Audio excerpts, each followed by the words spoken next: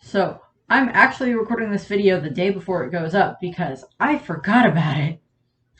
Um, so, um, Last year I did all of like the One Piece family members video, Mother's Day, Father's Day, brothers, sisters, grandparents, aunts, and uncles.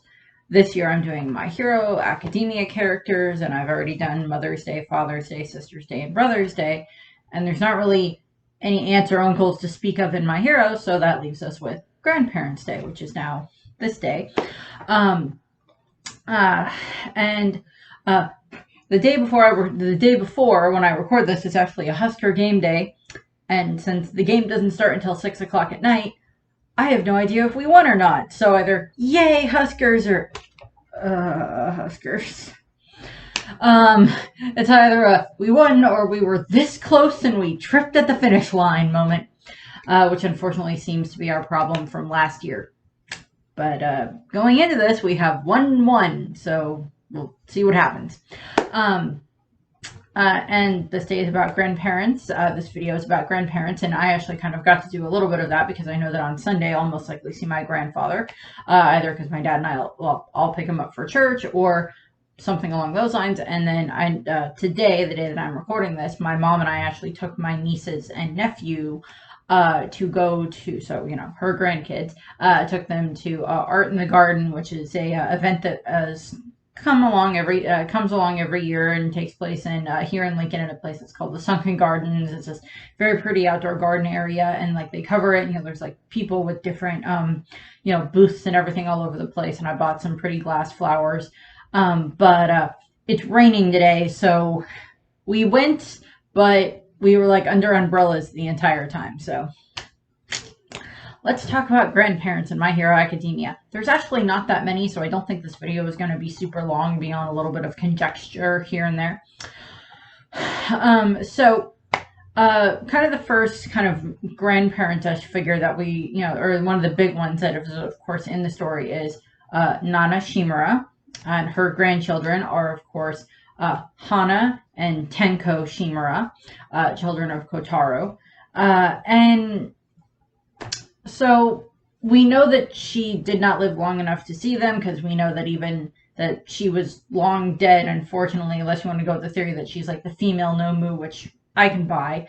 But for the most part, she was long dead before, Tenko and Nana were even born. Tenko and Hana were even born. And the only thing that they really know about their grandmother is that she was a hero, because when they were kids, before everything happened, they found her picture. We also know that their father despises heroes because of his mother, because she abandoned him and he could not see that she was abandoning him for his own safety, but she made sure that he was with, safe people in a good home and such. And so we know that, Hana, we know that Hana died barely knowing anything about her grandmother. And I will go into their other grandparents in a second, but finishing up with that Nana. And then we know that Tomura, once he became Tomura, we actually do not know how much he knows about his grandmother. He kind of like pieced together that she was a hero, but we don't know like if he's aware that she was this previous holder of, One for All. If All for One has told him that sequentially after that, if he's been informed of this, we don't really know. Given the fact that this week there was no chapter for My Hero, and that the end of last chapter showed these different figures seeming to form out of his quirk, out of Tomura's quirk. We'll see if that results in anything. We'll see what happens with that, I guess. Since we don't know how many number of quirks are inside of All for One at this point in time, and inside of Tomura, we'll just have to see how that goes, what that manifests as. But I don't know exactly, if Tenko or if Tomura knows exactly that his grandmother was this former holder. But we know that she was, and that's about the most that we know in regards to that relationship. In regard to the grandparents on the other side of the family, no, we don't really know anything about Kotaro's dad.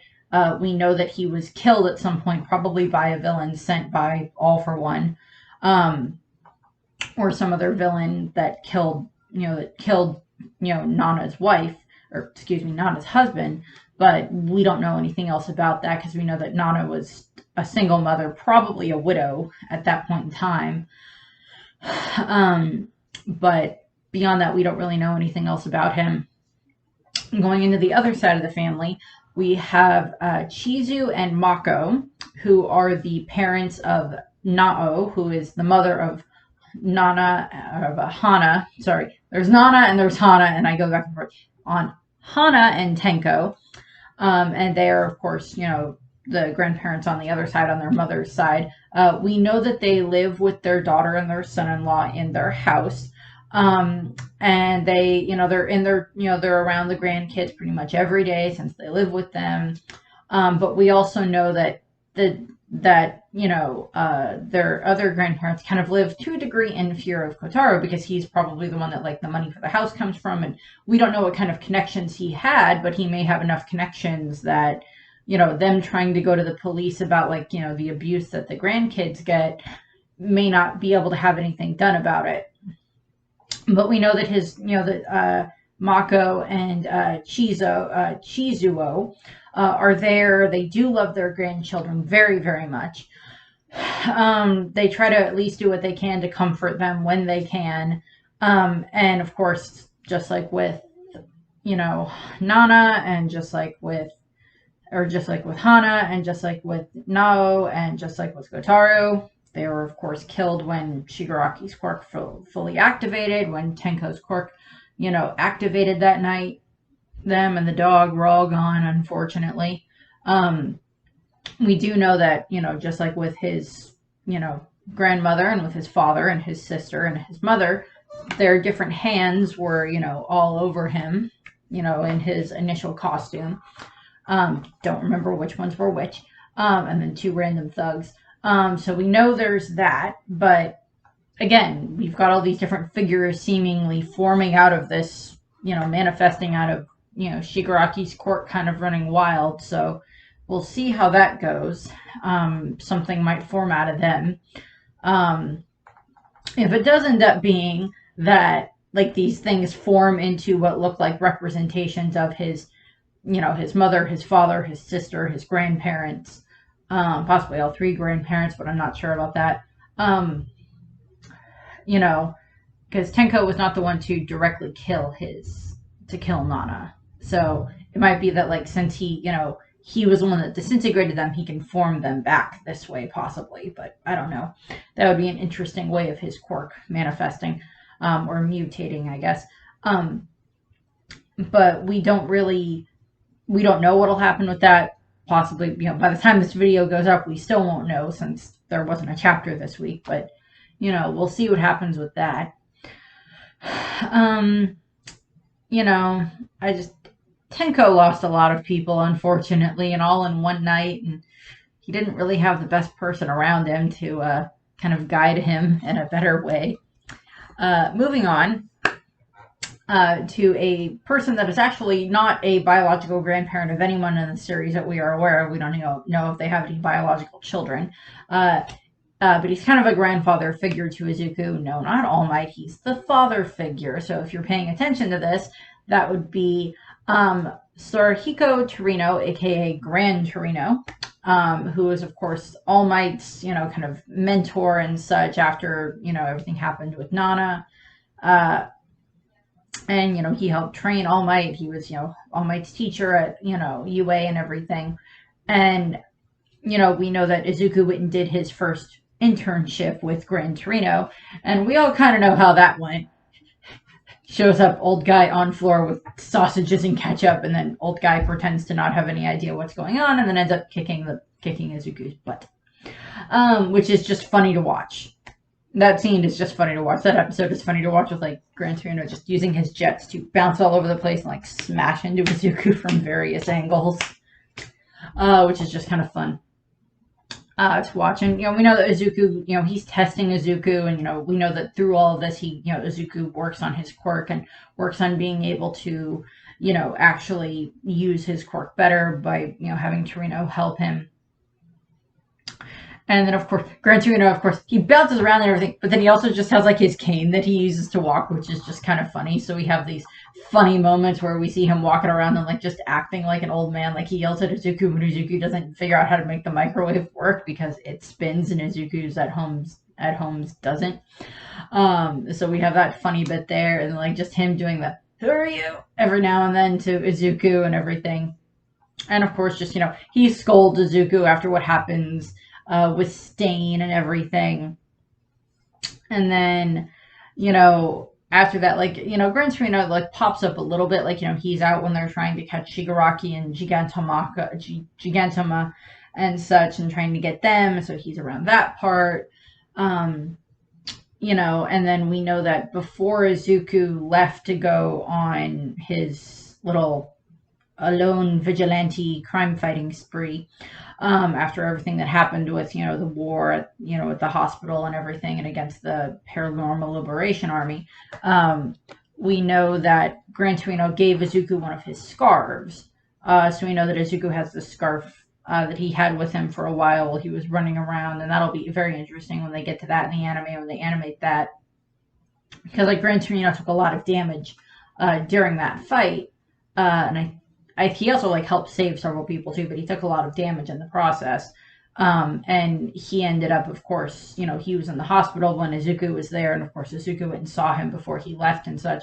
And I would say that since we don't know anything about, like, Inko's parents or, like, Izuku's father's parents on, grandparents on either side, Grantorino is probably the closest thing to a grandparent figure that Izuku has. So that's just kind of a nice thing that they do that. I know that in, like, fan fictions a lot of the time they also do that. He also calls him Mr. Torino a whole lot of the time. I also just find it funny. I still find it hilarious that in My Hero that, like, All Might was terrified of Grantorino because of his training methods. Like, when we get that episode where, like, Grantorino is, like, talked about by All Might, he's like shaking, like, it's like just shaking as he's talking about him. I just find that hilarious.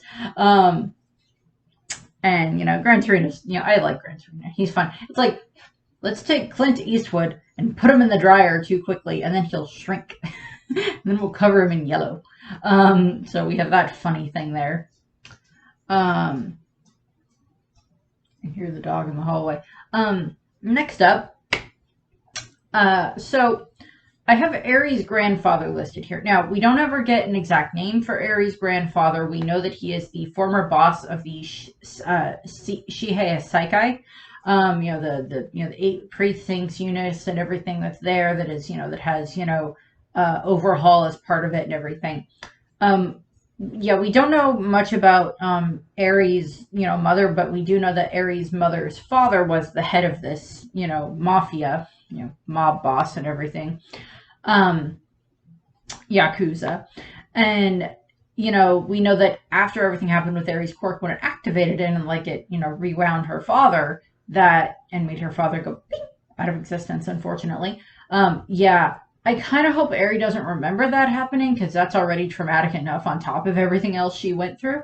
But we know after that, like, Aries' mother took her to her father, to, the Yakuza boss, and said, "Here, I can't hold on to her. I can't take care of her anymore. She already got rid of my husband. I have no idea how to handle her," and just leaves her there. And we know that after that, that results in Aerie being kind of raised, by the Yakuza, by the boss initially, and, he puts, Overhaul in charge of keeping an eye on her.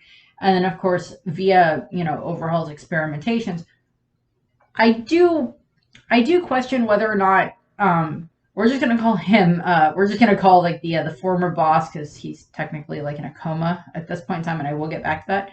But we know that, we're just going to call him, like, Mafia, or Grandpa Yakuza, Yakuza Grandpa, something along those lines, just because I don't have anything else to call him, because we're never given a proper name for him.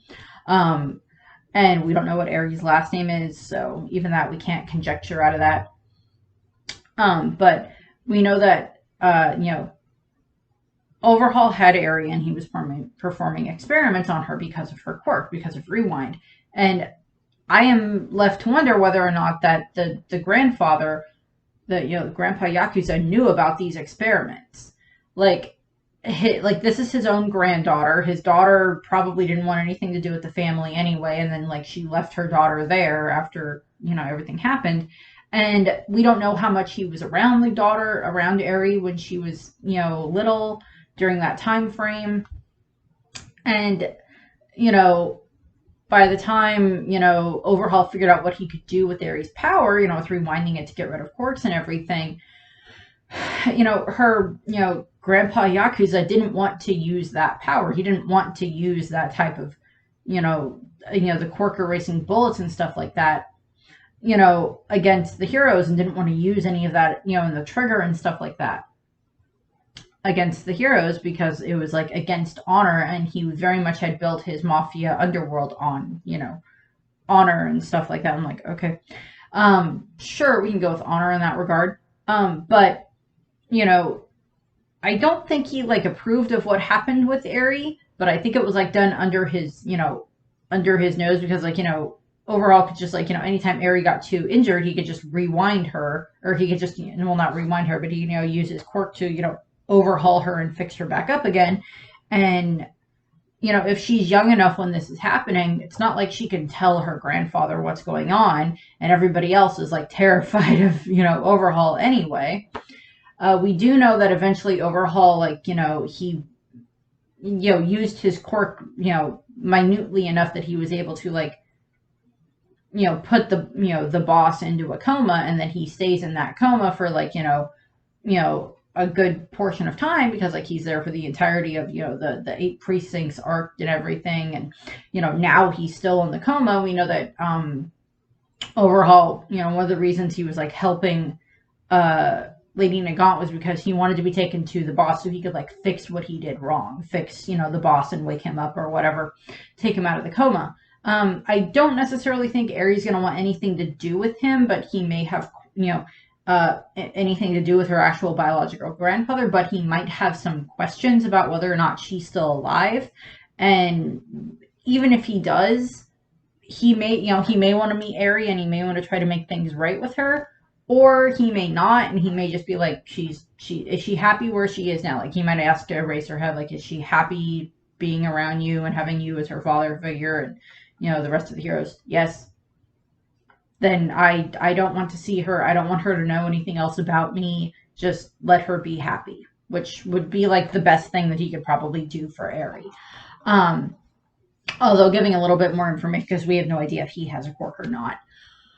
Although getting a little bit more information for Aries' family tree, I guess, would be interesting. But moving on, we actually have, I did want to point out this character. We actually have the Mother of Corks. I wanted to point her out because she is, of course, the mother of Destro, and then she is possibly the grandmother of Redestro, of the current, well, he's currently arrested after he got his legs destroyed by Shigaraki after this giant battle with the Meta Liberation Army and all this other stuff in the Paranormal Liberation Army and everything like that. But so by technicality, from kind of our understanding, it would go Mother of Corks, and then Destro, who is her son. And then we know that Rikia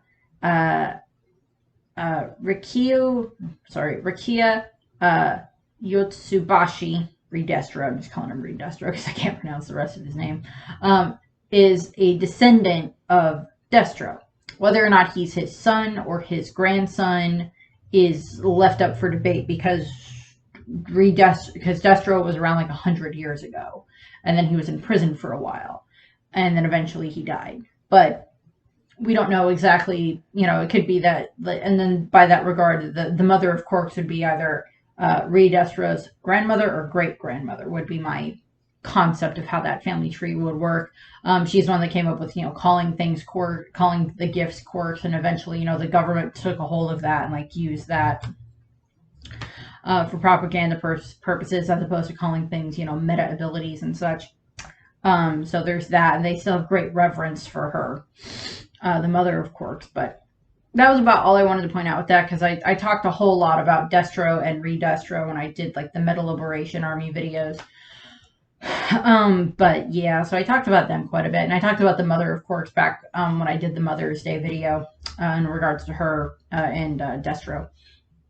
Now, I did have two more minor things I wanted to point out. One, for other grandparents. One, I did want to point out Ida's grandparents. And the only reason that I wanted to point out that Ida's grandparents, so Tenya and Tensei's grandparents, is because we know that they come from this, the Ingenium line, come from a line of heroes. And it's supposedly, it's not just their parents, but possibly also like their grandparents that were heroes.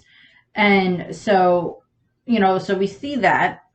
And the other thing that I point out, and I draw this back to in the, in one of the more recent episodes for the anime, and then, back in the manga when they were talking about, when they were, when